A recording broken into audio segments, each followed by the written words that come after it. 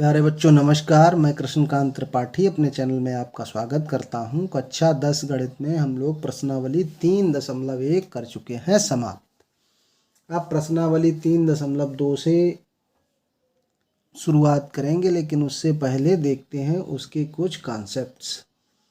रैखिक समीकरण युग्म का ग्राफी विधि से हल।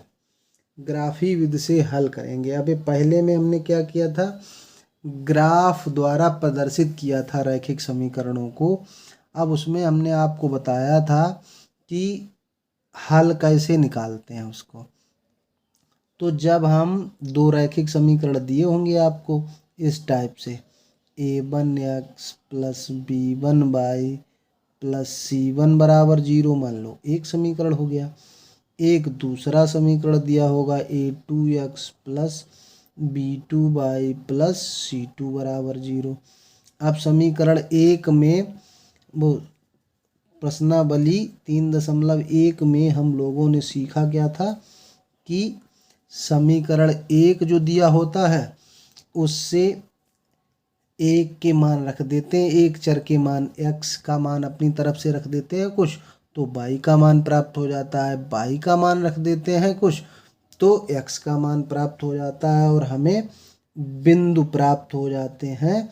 दोनों समीकरणों के किस रूप में बिंदु लिखा जाता है, पहले x का मान फिर y का मान। उनका हम जो है ग्राफ पेपर पे प्रदर्शन कर देते हैं। ग्राफ पेपर पे प्रदर्शन कैसे किया जाता है ये आपको पता है। ऐसे दो अक्षें खींच लेते हैं, परस्पर 90 अंश पे दो रेखाएं खींचते हैं। बीच में होता है मूल बिंदु, जहाँ पे खड़ी और पड़ी दो लाइनें होती हैं। ये जो पड़ी लाइन होती है उसको x अक्ष कहते हैं। सीधे तरफ उसमें धनात्मक मान लिए जाते हैं और बाईं तरफ उसमें ऋणात्मक मान लिए जाते हैं। y के मान में ऊपर धनात्मक मान लिए जाते हैं और नीचे की तरफ ऋणात्मक मान लिए जाते हैं। तो हम इन जो समीकरण दिए गए उनमें धनात्मक ऋणात्मक दोनों तरह के मान रखते हैं।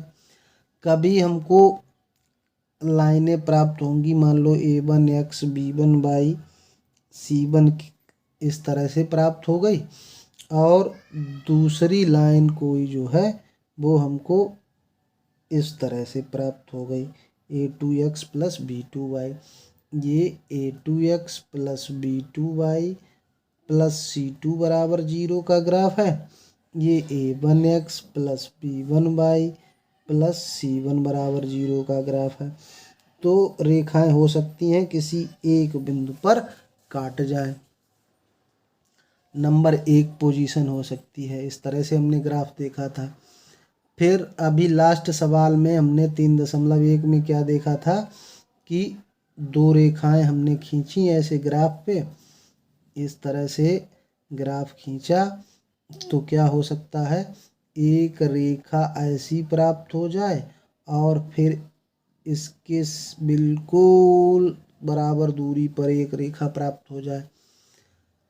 तीसरी कंडीशन ये हो सकती है कि ग्राफ हमको ऐसा प्राप्त हो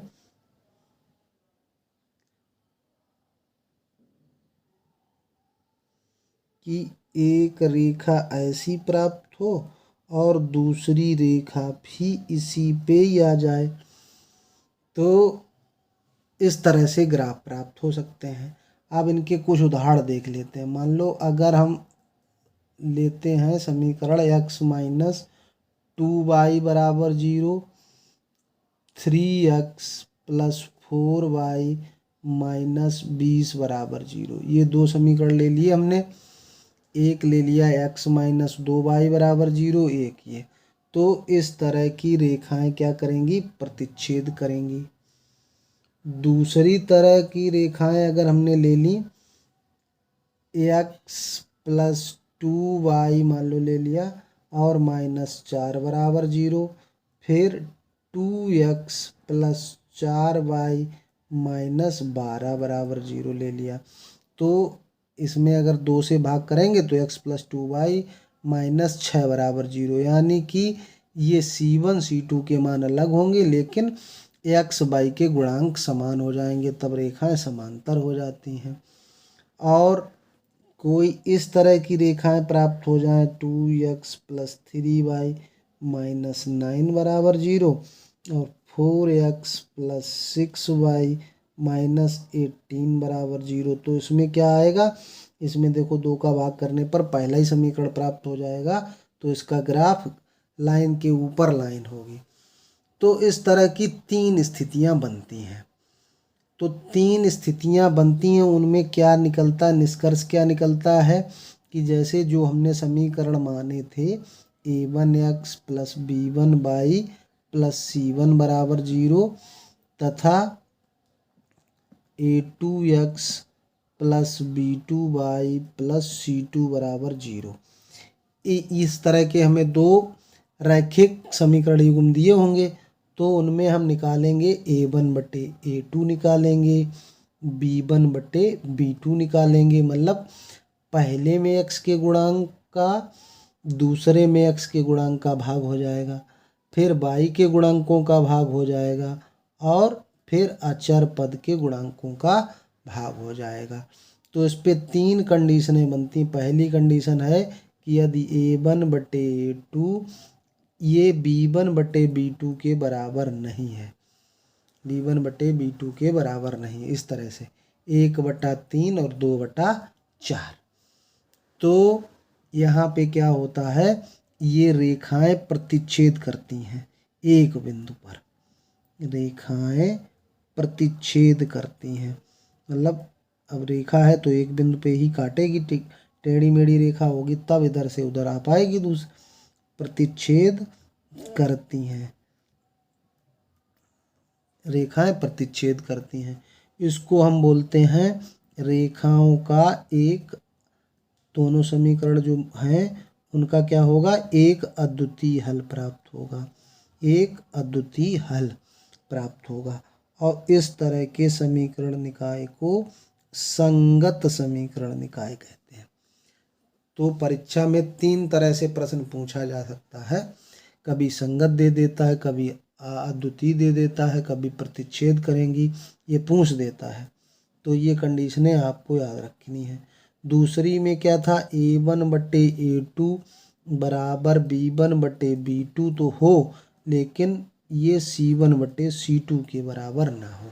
देखो 1/2 और 2/4 फिर 1/2 हो गया और ये 1/3 हो जाएगा, तो ये बराबर नहीं है। तब क्या होता है, रेखाएं समांतर होती हैं। कैसी होती हैं, समांतर होती हैं। अब समांतर होती हैं तो ये कहीं काटेंगी नहीं, काटेंगी नहीं तो इनका कोई हल नहीं होगा। इस तरह से क्या होता है, ये कोई हल नहीं। तो जब कोई हल नहीं निकलेगा तो इस तरह का समीकरण निकाय, उसको हम क्या बोलते हैं, असंगत समीकरण निकाय बोलते हैं। और एक तीसरी कंडीशन और बनती है, क्या बनती है कि a1/a2 बराबर b1/b2 बराबर c1/c2, तीनों इस तरह से 2/4 तो 1/2 हो गया, 3/6 तब भी 1/2 हो गया, 9/18 तब भी 1/2 हो गया। तो तीनों बराबर आ जाए अनुपात, तब क्या होता है, अनंततः अनेक हल होते हैं, अनंततः अनेक हल, अनेक हल होंगे या रेखाएं समपाती होंगी। क्या कहेंगे इसको, समपाती होंगी। और ये समीकरण निकाय भी संगत कहलाता है, क्योंकि इसके हल तो मिल रहे हैं लेकिन कई हल प्राप्त हो रहे हैं।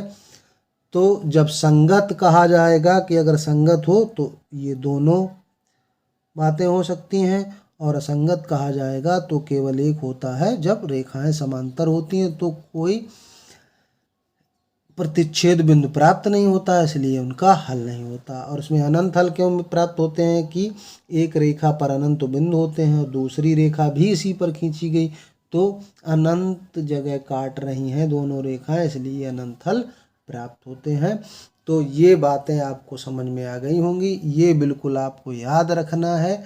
समझ में आया होगा आपके। फिर सवाल देखेंगे अगले वीडियो में। धन्यवाद।